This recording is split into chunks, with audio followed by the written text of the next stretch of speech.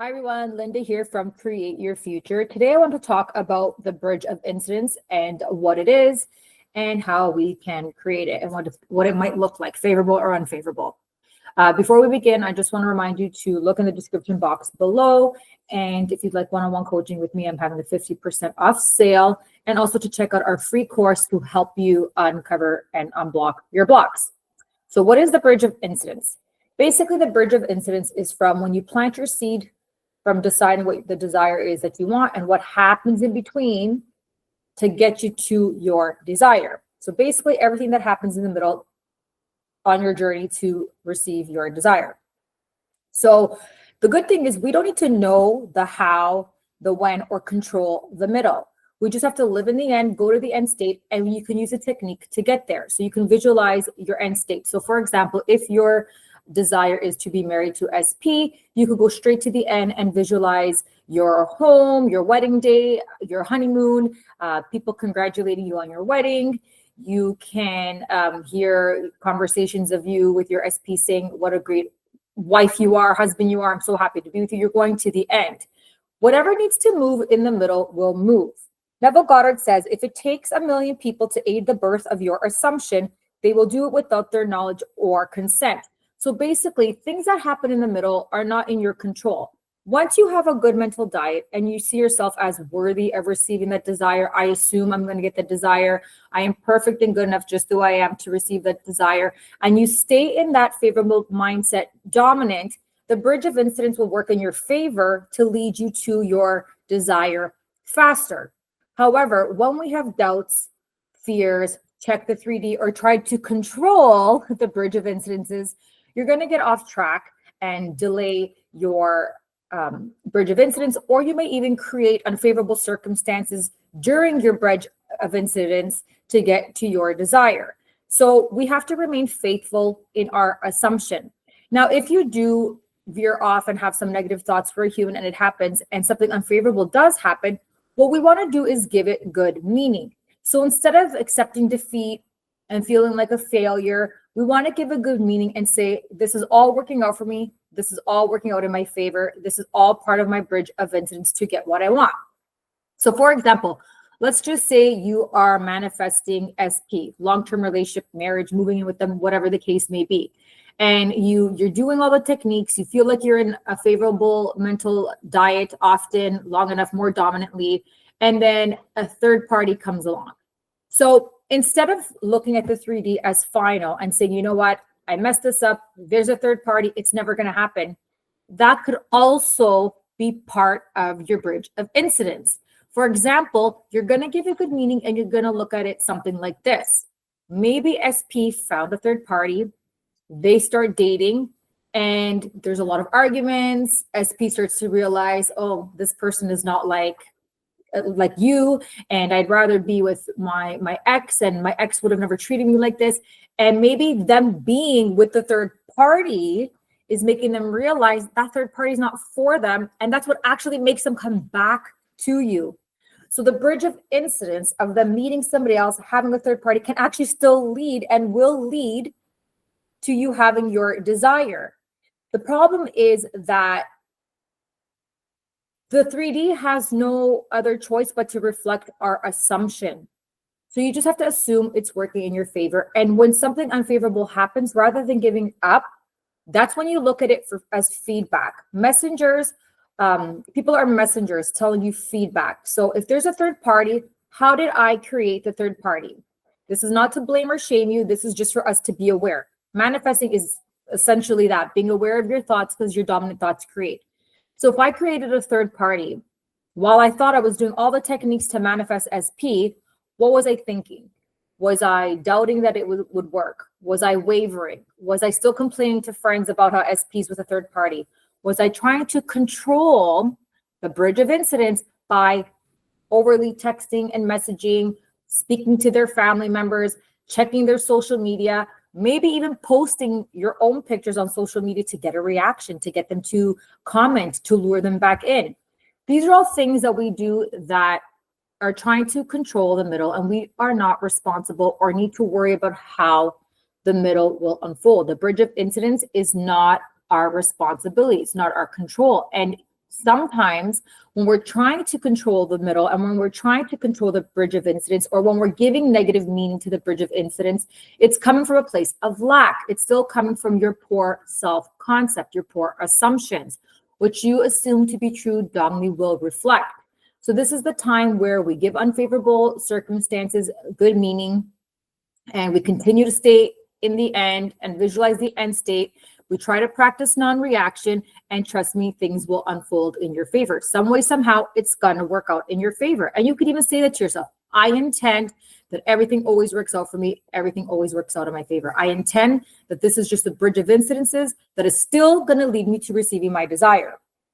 So another thing about the bridge of incidents that I want to talk about is trusting the unseen. Sometimes people will say, I'm doing the affirmations, I'm trying all these techniques, I'm not reacting in 3D, I have a great mental diet, there's no movement. I don't see anything, there's no movement, it's not working. How do you know what's happening behind closed doors? How do you know what the other person is thinking? Maybe they had the phone in their hand and they were going to message you and freaked out and backed out. So that's also the type of meaning you should give it. Instead of saying there's no movement, it's not working, they don't care, they didn't reach out, I didn't get the job, my employer didn't call me yet, I still didn't receive the email. How do you know there's not movement going on in the background? So you have to be, again, faithful to your assumption, because if you're assuming there's no movement, and if you're assuming nothing is happening in the background, and if you're assuming because you don't see anything in the 3D, they don't care, they're not going to message you, then you're going to create that if that becomes your dominant state. So for example, there was a time with my SP, when we were in no contact, because we're never in no contact. We are always connected through here. And, you know, I had a moment where I was thinking he doesn't care. I haven't heard from him. Nothing's going to work out. And this is in the very beginning of my journey of law of assumption. And what happened was, we have a joint TV app where we can stream TVs, and I'm in control of it because I had the connection to the person and I'm the contact person to order it. So what happened was, during that time of no contact, SP messaged me and said, my TV app is not working. Can you help me out? So I said, sure, here's the number of the lady, or I can call for you. And that's what happened. So a couple days or so, maybe another week later, I get another message from him saying, the TV app is still not working. It messed up again. Can you help me? And in my head, I'm thinking, but I gave him the information of the lady. So he's still reaching out to me though, when he could probably just Google the information. It didn't make sense to me at the time. So again, I said, sure, let me message the lady. Here it is. Then he started to say, so how have you been? And I replied, I'm good, thank you. And then he called me, and then we continued talking, and we were back together. So the bridge of incidents was, the TV shut down, the app shut down some way, somehow for him, because mine was working fine. And he felt compelled to message me. He got that vibe, that feeling, that thing, that ding in his head to reach out to me to find out how to fix the TV. We connected, we spoke, and then he realized, oh, Linda's answering cool and calm. This is a great way to encourage me to contact her. And then he did. So the bridge of incidents was this TV not working. Had that not worked, you know, my assumption is he would have still contacted me because I was doing the work, but just to show you what a bridge of incidents can look like. So another bridge of incidents can be, let's just say you are applying for a job and you want a job with better pay, and, you know, you want a raise, you want a promotion and all that kind of stuff. And again, you're trying to keep a good mental diet and catching your thoughts and all of that good stuff. And you end up getting fired. And you're thinking, again, I'm doing all the stuff that I, learned about law of assumption. And how did I lose my job? What is this? Now, that could be your bridge of incidents. For example, maybe you wanted to look for another job, but you felt bad to leave the job you were at. Maybe you feel guilty leaving them because you had been there for so many years. And so you got stuck there. But if you got laid off, then now you have the opportunity to look for another job. So let's just say you get fired, and maybe one of your friends a couple of days later says, hey, let me go out for a coffee because I want to cheer you up with what happened. So you go for the coffee, talk about what happened. They say, oh, wait a minute, so you got fired. Actually, the company that I worked for is actually hiring, and they're starting at this pay and this position. And then you're like, oh my gosh. And you tell your friend about it and they get you the job. That was the bridge of incidents. Had you not got fired, you would have not have gone for coffee with this friend. You would have not known that this friend's place of employment was hiring something exactly that was what you were looking for and the amount of money that you wanted. And this job opportunity wouldn't have came up. So the bridge of incidents was to get fired, to go for coffee with your friend, and to get the job. So this is another reason why we have to give the bridge of incidents good meaning, because what we assume is going to continue to reflect back at us. So if we continue to say everything's working out in my favor, this is good meaning. I got fired because this other job is coming around. SP found a third party because it's going to make him think of me more. Whatever the case may be, these are all the things that are going to keep your bridge of incidents moving favorably and speeding up your manifestation and making you receive your desires quicker. So you never know what's going on behind the scenes. Trust the unseen. Give everything good meaning. Continue to keep a good mental diet. And when you're seeing things that are unfavorable, that's the time to go harder and continue more.